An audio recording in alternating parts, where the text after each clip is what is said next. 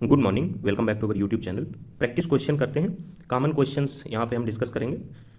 Hydration of which compound is responsible for increase in strength of cement in later age. ये questions जो पूछे जाते हैं specially वो कंपाउंड से, इनमें वर्डिंग को बहुत ध्यान से देखना है। जरा सा अगर आपकी वर्डिंग चेंज हुई तो क्वेश्चन का आंसर भी चेंज हो जाता है। वो कह रहा है लेटर स्टेज में स्ट्रेंथ को इंक्रीज करने में किसका रोल है। तो लेटर एज में स्ट्रेंथ को इंक्रीज करने में C2S का रोल है। और अगर यही पूछता कि अर्लियर डेवलपमेंट ऑफ स्ट्रेंथ के लिए कौन रिस्पॉन्सिबल है तो C3S रिस्पॉन्सिबल है। और बहुत जल्दी रिएक्ट करके सेटिंग करने में कौन रिस्पॉन्सिबल है तो C3A रिस्पॉन्सिबल है। Die calcium silicate, try calcium silicate, tetra calcium aluminate या ट्राई कैल्शियम एल्यूमिनेट, इस तरीके से इनके नाम होते हैं। तो यहाँ पे जो क्वेश्चन पूछा गया है उसका आंसर होगा C2S, जिसका मतलब आंसर होगा डाई कैल्शियम सिलिकेट।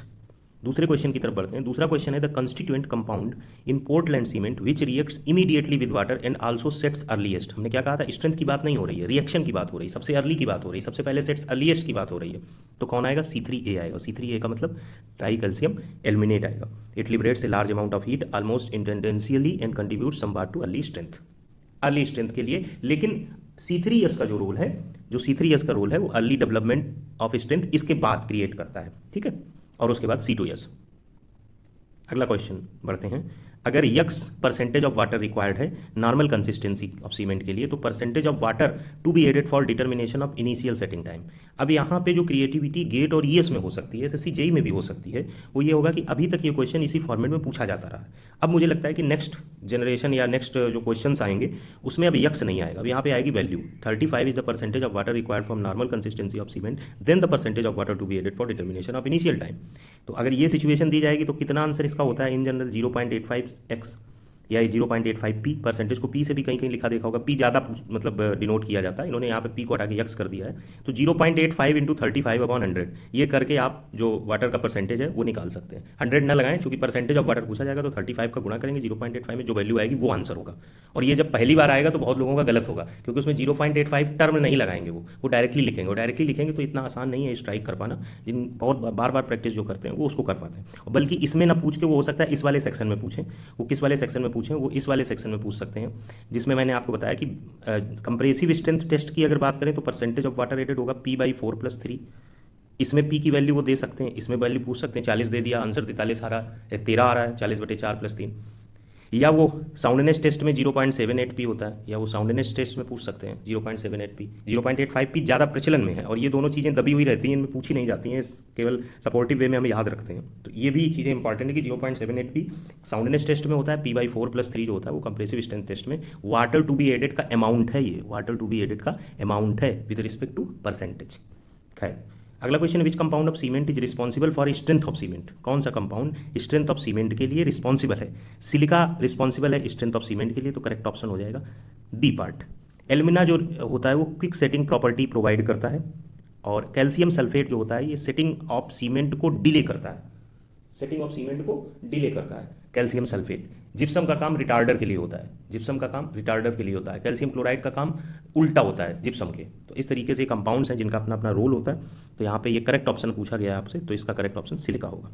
अगला क्वेश्चन है which type of cement is recommended in large mass concrete work such as a dam. Dam के वर्क में कौन सी सीमेंट यूज होती है, ordinary Portland, high alumina, low heat Portland या हार्ड पोर्टलैंड पोज़ोलाना। तो जो लो हीट पोर्टलैंड सीमेंट होती है इसी को आप कह सकते हैं कि blast furnace slag cement. Blast furnace slag cement भी low heat cement Portland cement के तौर पे कंसीडर की जा सकती है। ब्लास्ट फर्नेस स्लैग सीमेंट ये भी इसमें यूज होती है वर्क सच एज डैम में। तो करेक्ट ऑप्शन सी पार्ट है। अगर सी पार्ट नहीं दिया होता, अगर ब्लास्ट फर्नेस स्लैग सीमेंट लिखा होता तो आप उसकी तरफ चले जाते। ठीक है, दोनों ऑप्शन आपको जनरली नहीं मिलेंगे। अगर मिलेंगे तो फिर ऑप्शन ऐसा होगा कि there are 4 statements are given, which of the following is used as in form of dam. Low heat Portland cement, number 2 पे ब्लास्ट फर्नेस स्लैग सीमेंट, फिर नीचे ऑप्शंस में होगा 1 and 2 ओनली, 1 2 3 ओनली, इस तरीके से दिया होगा। तो वहाँ पे आप इन दोनों कंसीडर कर लेंगे, वो फुली कोई कंफ्यूजन नहीं होगी।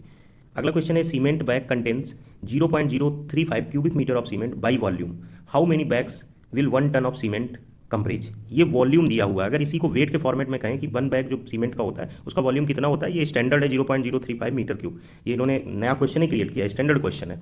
अगर 1 बैग ऑफ सीमेंट का वेट की बात करें तो 50 किलोग्राम होता है। अब वो ये कह रहा है कि 1 टन सीमेंट में कितने बैग्स आएंगे। तो 1 टन जो बात कर रहा है वो वॉल्यूम के सेंस में नहीं है, वेट के सेंस में। और 1 टन का मतलब होता है 1000 किलोग्राम। 1000 किलोग्राम में कितनी बोरी सीमेंट हो जाएगी, तो 50 किलोग्राम की एक होती है, तो 1000 में कितनी हो जाएगी, तो 1000 में हम 50 का भाग दे देंगे, तो आंसर कितना आ जाएगा, 20 आ जाएगा। तो करेक्ट ऑप्शन डी हो जाएगा। थोड़ा सा बस केवल था, अगर वो ये लिख देता ये सीमेंट बैग है 50 किलोग्राम ऑफ सीमेंट, तो फिर क्वेश्चन की क्या ही वैल्यू हो गई। ये तो कक्षा 2 का क्वेश्चन हो जाएगा कि केवल भाग ही करना है, 1 टन में मैं किलोग्राम बस पता हूँ। देखिए क्वेश्चन जिप्सम का आ गया। Gypsum is uses at an admixture in cement grounds for, क्या करता है ये धीमे कर देता है सेटिंग टाइम को और खींच देता है, रिटार्डर का काम करता है। जिप्सम केमिकल फार्मूला होता है CaSO4 × 2H2O। It is mind from sedimentary rock. एक के बाद एक चीज़ें उससे रिलेट करके भी पूछी जा सकती हैं। तो सेडिमेंट्री रॉक से ये निकाला जाता है। It acts as a retarder in concrete. It implied increases its setting time, thus prevent quick setting. इसमें भी सेटिंग टाइम में भी वर्डिंग ध्यान में रखनी है, कहीं लिखा होगा प्रोलांग्स द सेटिंग टाइम। अब आ गया जिप्सम प्रोलांग्स द सेटिंग टाइम। अब प्रोलांग्स का क्या मतलब, प्रोलांग्स का मतलब सेटिंग टाइम की लंबाई बढ़ा दी, उसकी वैल्यू बढ़ा दी, इस तरीके से समझना है, क्योंकि टाइम के सेंस में अलग मीनिंग ना आपके साथ सामने लग जाए, क्योंकि वो जो वर्डिंग होती है ना उसको दिमाग में रखना है। अगर कोई चीज़ 10 मिनट में हो रही है तो ये 30 मिनट में होने देगा, वो स्पीड रोक देता है, स्पीड कम कर देता है क्विक सेटिंग की। तो इस चीज़ को ध्यान रखना है, क्योंकि फीलिंग आते हैं बावजूद जो हम वर्ड को चूज करते हैं, जैसे एग्जाम में बदल देते हैं वर्डिंग, तो उसको थोड़ा दिमाग में रखना है। इसलिए क्या करता है, रिटार्ड कर देता है, किसको, सेटिंग टाइम को रिटार्ड कर देता है। ठीक है, इसी को प्रोलांग्स भी कह सकते हैं, प्रोलांग्स कर देता, बढ़ा देता। ठीक है, रिटार्ड का मतलब धीमा कर देता है। ठीक है, नहीं तो पता चले एक्सीलरेट लगा जाए आप। तो यहाँ करेक्ट ऑप्शन बी पार्ट हो जाएगा। इसके बाद अगला क्वेश्चन है, select the correct option with regard to statement. पहला स्टेटमेंट है air entraining cement higher initial setting time than OPC and resist frost. ये बिल्कुल करेक्ट है। एयर इंट्रेनिंग जो सीमेंट होती है वो लॉन्गर फाइनल सेटिंग टाइम नहीं रखती है, लोअर, लॉन्गर नहीं होता फाइनल सेटिंग टाइम ओपीसी की तुलना में। तो ये गलत है, केवल स्टेटमेंट 1:2 है। ठीक है, let's move further. What is the correct sequence in increasing order of the percentage Al2O3 CaO और SiO2। ये बहुत सिंपल है, आपको पता है कि सबसे ज़्यादा कौन होता है, CaO होता है। सबसे ज़्यादा कौन होता है, पोर्टलैंड सीमेंट में CaO होता है। और सेकंड नंबर पे कौन होता है, सेकंड नंबर पे लाइम सिलिका मेन कंस्टिट्यूएंट होते हैं। लाइम जो होता है वो 65% के आसपास होता है, और सिलिका जो होता है ये 20 to 22% के आसपास होता है। ये मेन होते हैं। 3 to 8% के आसपास Al2O3 होता है। उसने क्या कहा है, इंक्रीजिंग ऑर्डर में। तो सबसे कम कौन होगा, Al2O3 होगा, तो सबसे नंबर 1 पे कौन आएगा, फर्स्ट। उसके बाद सबसे कम कौन होगा, सिलिका होगा। उसके बाद सबसे ज़्यादा CO होगा। तो करेक्ट ऑप्शन बी पार्ट हो जाएगा। और बहुत ज़्यादा इसमें कुछ मुझे लग नहीं रहा है डिस्कशन का। Let's move to next question. Which IS code is used for classification of timber for seasoning purposes. ये 5 से 7 बार पिछले 2 सालों में पूछा जा चुका है। तो अब ये तो क्वेश्चन आपका गलत नहीं होना चाहिए। IS 1141 1958। इसके अलावा जो IS 1708 1969 है वो methods of testing of small specimen of timber है। और जो IS 4970 1973 है वो आइडेंटिफिकेशन ऑफ कमर्शियल टिम्बर है। IS 399 1963 पे मैंने 3 क्वेश्चन कम्युनिटी पे डाले हैं। कम्युनिटी पे जो क्वेश्चन पढ़ रहे हैं वो 2 हफ्ते से ज़्यादा रुकते नहीं है as per the algorithm of YouTube. या ये कह लीजिए 2 हफ्ते की बजाय आप कह सकते हैं कि सर्टेन नंबर है, उससे ज़्यादा कम्युनिटी पे जो पेजेज एग्जिस्ट करते हैं वो नहीं एग्जिस्ट करते हैं। जो ज़्यादा नंबर ऑफ क्वेश्चंस डेली अगर कोई क्रिएट करता है तो वो 2 या 3 हफ्ते तक बचेंगे। अब कोई 2 ही क्वेश्चन डेली डाले तो उसकी सिचुएशन में वो 4-5 महीने तक एग्जिस्ट कर सकते हैं। तो उस पर जो नंबर ऑफ क्वेश्चन हैं अभी इस वीक में हमने स्टील, RCC, सॉइल और बिल्डिंग मटेरियल कंप्लीट की है। पिछले 1-2 हफ्ते में जो भी वीडियोज बने हैं उन सभी के क्वेश्चन कम्युनिटी पेज पे हैं, और एक से एक बेहतर, मतलब आप जिस भी बेस्ट कॉन्सेप्ट को या बेस्ट सोर्स को इस्तेमाल करते हैं उसमें जो डाउट्स आते हैं वो भी डाउट्स वहाँ क्लियर हो जाएंगे। तो उसको हल्के में ना लीजिएगा, आप ये समझिए कि उसमें से as it is question exam में आपको मिलेगा, एज इट इज।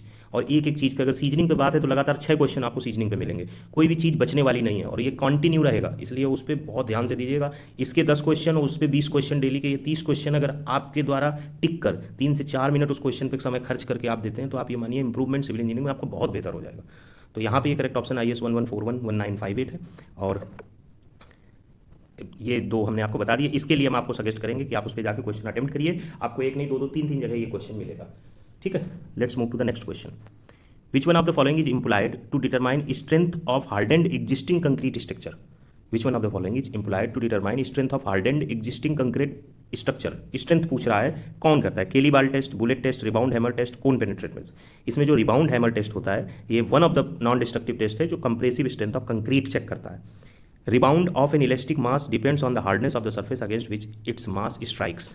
रिबाउंड का मतलब ये है अगर हम किसी चीज़ को किसी पे स्ट्राइक करेंगे वो लौट कर कितना बाउंस होता है, उस रिबाउंड से रिलेट करते हैं, तो उससे हमें स्ट्रेंथ पता चलती है हार्डेंड एग्जिस्टिंग कंक्रीट स्ट्रक्चर की।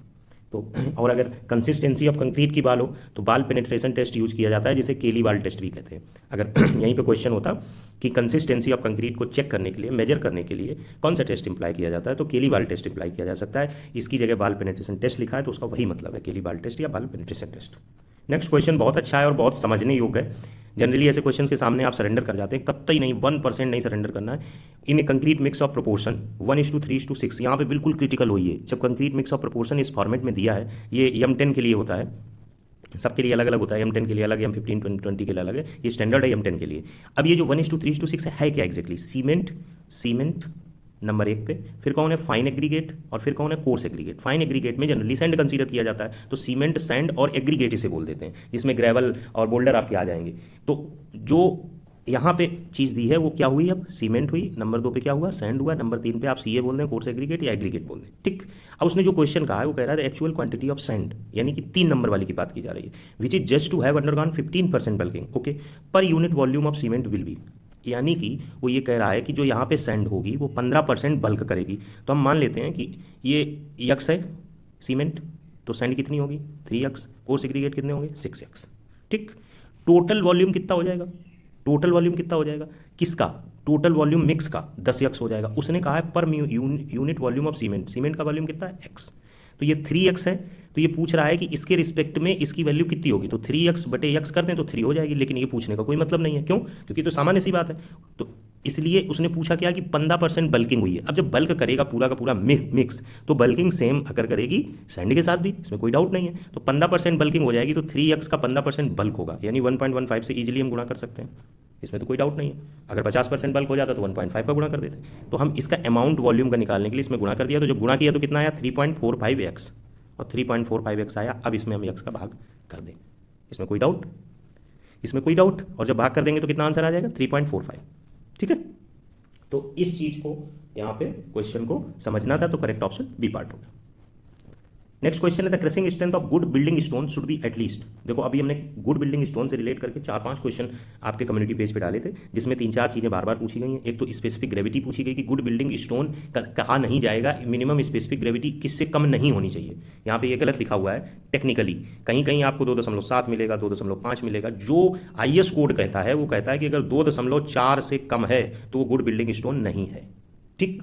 और गुड बिल्डिंग स्टोन की स्पेसिफिक ग्रेविटी 2.5 से 3 कंसीडर की जाती है। एवरेज स्पेसिफिक ग्रेविटी जो होती है वो 2.7 ली जाती है, वो 2.7 ली जाती है, ये याद रखिएगा। तो ये 3 चीजें स्पेसिफिक ग्रेविटी से रिलेटेड हो गई। दूसरी बात, अगर crashing strength of good building stone पूछी जाएगी तो वो 100 MPa होगी, मतलब इससे ज्यादा होनी चाहिए, शुड बी एटलीस्ट इतनी या ग्रेटर देन और इक्वल टू 100 MPa।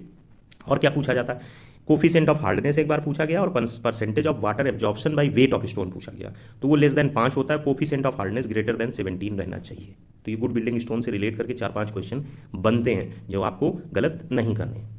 इसके बाद है when the corner of A brick is removed, when the corner of A brick is removed along the line joining mid points of adjoining sides the portion left is called. ये generally गलत हो जाता, क्यों? क्योंकि ये language हर किसी के लिए इतना आसान नहीं है एज इट इज समझ पाना, सबका अपना अपना माइंडसेट होता है। तो इस लैंग्वेज को फिर से पढ़ो। When the corner of A brick, अगर ये हमने ब्रिक बनाया तो वो कह रहा है कॉर्नर ऑफ ब्रिक ये रिमूव किया जाता। कैसे रिमूव किया जाता? कितना कॉर्नर लेना है? Joining line joining mid points, एक ये साइड है इसका एक मिड पॉइंट लिया, एक ये साइड है इसका मिड पॉइंट लिया, ये वाला कॉर्नर क्या कर दिया गया? लेफ्ट रिमूव कर दिया गया। तो जो हिस्सा ये बचा, जो मैं ये लाइन से कर रहा हूं, इसको हम क्या कहेंगे? ये बोल रहा है। अब ध्यान देना, ना तो ये क्लोजर है ना तो ये स्क्विंटेड ब्रेक है, ये क्वीन क्लोजर या किंग क्लोजर, यहां तक तो लोगों को दिमाग में रहता है। किंग होगा तो थोड़ा ज्यादा पावरफुल होगा, क्वीन थोड़ा कम पावरफुल होगा, इतना तो बिलीव मानते हो। तो ये जो हिस्सा है ये अगर हट जा रहा है, ये अगर हट जा रहा है तो जो हिस्सा बच रहा है ये किंग क्लोजर है। और उल्टा कर दें, अगर हम ये हिस्सा बचा लें और ये हटा दें तो ये क्वीन क्लोजर क्वार्टर है, ठीक है, क्वीन क्लोजर क्वार्टर है। और अगर हम दूसरी सिचुएशन क्रिएट कर दें कि इसको इस तरीके से लेंथ वाइज कट कर दें तो ये क्वीन क्लोजर हाफ है, लेकिन क्वार्टर क्वीन क्लोजर ज्यादा पूछा जाता है। तो अब याद रखिएगा, अगर ईंट का कॉर्नर हटा तो किंग क्लोजर, अगर ईंट का कॉर्नर बचा तो क्वीन क्लोजर। तो गड़बड़ आपका नहीं होना चाहिए, करेक्ट ऑप्शन यहाँ पे डी है। इसके बाद लास्ट क्वेश्चन है when A first class brick is immersed in cold water for 24 hours it should not absorb water by weight more than 20%। तो ये क्वेश्चंस आपके सामने थे, आल्दो बहुत सारे क्वेश्चन ऐसे होंगे जो आपको पहले से आते होंगे। अब प्रैक्टिस सेट 2 नहीं करेंगे, प्रैक्टिस सेट 1 तक ही सीमित रखेंगे। आगे जब ये सीरीज कंप्लीट हो जाएगी तो फिर एक साथ 50 क्वेश्चन, 100 क्वेश्चन भी हम करेंगे आगे। नेक्स्ट वीडियो में नेक्स्ट टॉपिक को कवर करना शुरू करेंगे। बाकी कम्युनिटी पर फिर मैं एक बार कहूँगा कि आप शाम को, रात को जब सोने जाएँ तो चैनल को सर्च करें, चैनल के पेज पर जाएँ, वहाँ पे कम्युनिटी वर्ड होता है जिस पे क्वेश्चन डाले जाते हैं या पोस्ट डाली जाती हैं, उन क्वेश्चंस को एक तरफ से लगाना शुरू करें। द रीजन बिहाइंड इट, जैसे जैसे टाइम पास होगा पीछे जो अच्छे अच्छे क्वेश्चन है वो रिमूव होते चले जाएंगे। मेरे लिए पॉसिबल नहीं होगा कि मैं वो क्वेश्चंस बार बार रिपीट करूँ। मैं चाहता हूँ कि जो कंसिस्टेंसी से 500 बच्चे ऐसे हैं जो कंसिस्टेंसी से उन क्वेश्चंस को बहुत श्रद्धा के साथ लगा रहे हैं, तो वो चीज़ आप में भी आए, आप उसका बेनिफिट उठाएं। अगर इसका बेनिफिट उठा रहे हैं और उसका नहीं उठा रहे तो बहुत बड़ी गलती है। तो उसको कंटिन्यूअसली अटेम्प्ट करिए and keep your knowledge updated. अगर आपका क्वेश्चन सही भी हो जा रहा है, आपको पता भी है, तो उससे भी रिलेट चीज़ उसमें आपको एक्सप्लेनेशन में जरूर देखनी चाहिए। एक्चुअली में जो कंपटीशन है वो इस बात का नहीं है कि मुझे नॉलेज है, कंपटीशन इस बात का है कि मेरे पास नॉलेज रिटेन्ड रहती है एग्जाम हॉल में। I know it is not the matter of fact. I have the retentivity of knowledge when various types of question comes in a certain time period. We have strong command over soil mechanics, but what happen when there is a question of soil mechanics and just after that there is a question of surveying, just after that there is a question of structure, and just after that there is a question of flood. Now there is a question of soil again. And in that condition, if the consistency and the accuracy remains the same that you imagine, that is the real leading in the competition.